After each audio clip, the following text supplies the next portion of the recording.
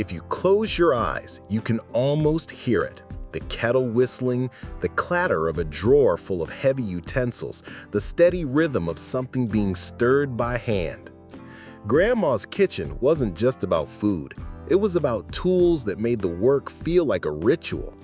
Every gadget had a place, and every gadget had a story.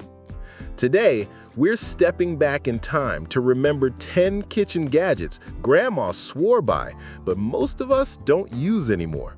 Picture this, a tall wooden barrel in the corner of the kitchen with a handle that went up and down over and over. That's how butter was made, by hand, one batch at a time. For families, it wasn't just butter. It was the taste of home, the pride of doing it yourself. But once the grocery store started selling neatly wrapped sticks, the churn grew quiet. These days, you're more likely to see one decorating a farmhouse porch than sitting in a kitchen. Before mixers plugged into the wall, Grandma had one that whirred to life with just a turn of the wrist, the hand crank egg beater. Two little metal whisks spinning fast, whipping eggs or cream in no time. Kids loved helping, mostly just to hear that funny gear noise. But as soon as the electric hand mixer arrived, the crank got pushed to the back of the drawer. Still, many of us remember the sound of it echoing through the kitchen. This one was serious business. A big, heavy piece of iron that clamped to the counter. You dropped in meat, turned the crank, and watched it come out the other side. Sausage, meatloaf, burgers, nothing went to waste. It took effort, but there was pride in the work.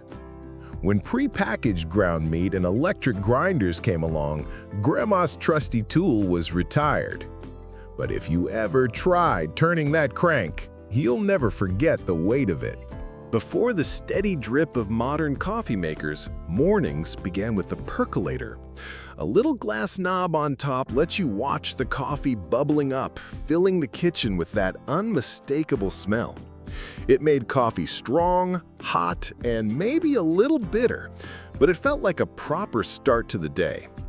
By the 1970s, drip makers stole the show.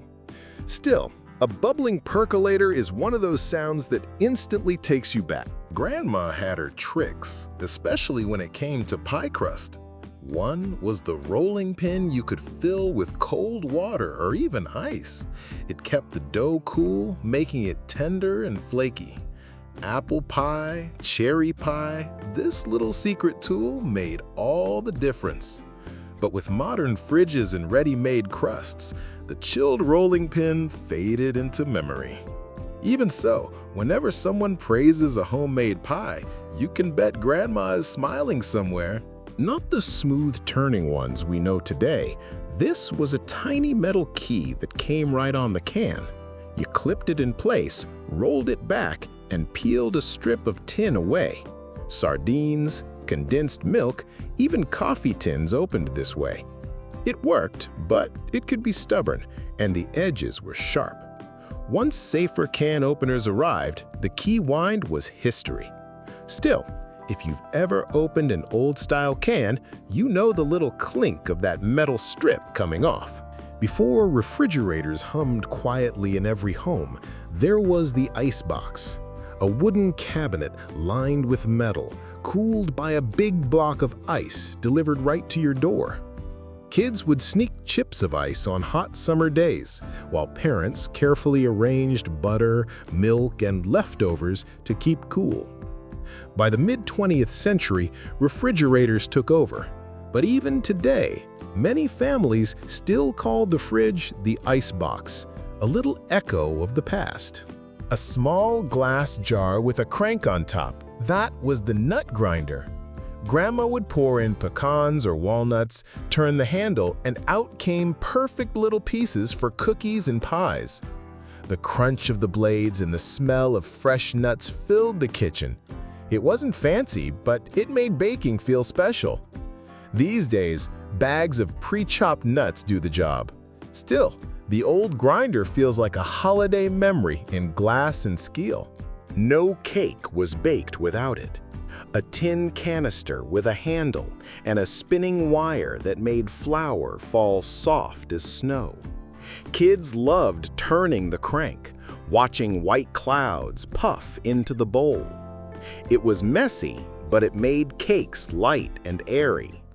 Modern flour comes pre-sifted, and mixers do the blending, so the sifter mostly disappeared. But the sight of one can bring back the smell of a cake rising in the oven. Shiny, colorful, and always a centerpiece, Jell-O molds were everywhere in the mid-century kitchen. Round, flower-shaped, sometimes stacked in layers, they held fruit, whipped cream, or even vegetables.